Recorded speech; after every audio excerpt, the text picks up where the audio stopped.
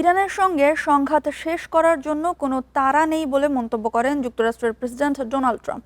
তিনি আরও বলেন, ইরান যুদ্ধ শেষ করার জন্য একটি সময়সীমা নির্ধারণের চেয়ে এর উদ্দেশ্যগুলো অর্জন করা বেশি গুরুত্বপূর্ণ।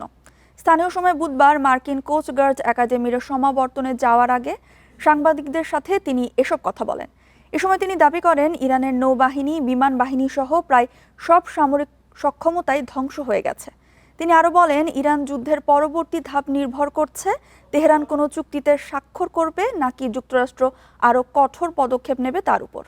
ট্রাম্প জানান, ইরান যুদ্ধ পরিস্থিতি সামাল দিতে যুক্তরাষ্ট্রের হাতে বিকল্প পথ রয়েছে।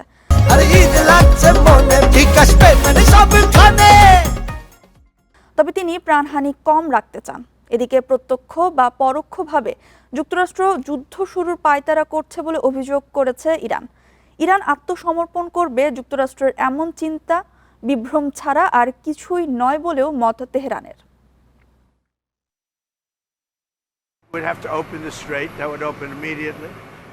হরমুজ প্রণালী খুলে দিতে হবে এবং ইরানকে সমঝোতার জন্য আরেকটি সুযোগ দেওয়া হচ্ছে। তবে এ নিয়ে আমার বিশেষ তাড়া নেই। আমি শুধু চাই সংঘাতে প্রাণহানি যতটা সম্ভব কম হোক। তবে আমার মনে হয় না ইরান তাদের জনগণের জন্য সেটা চায়।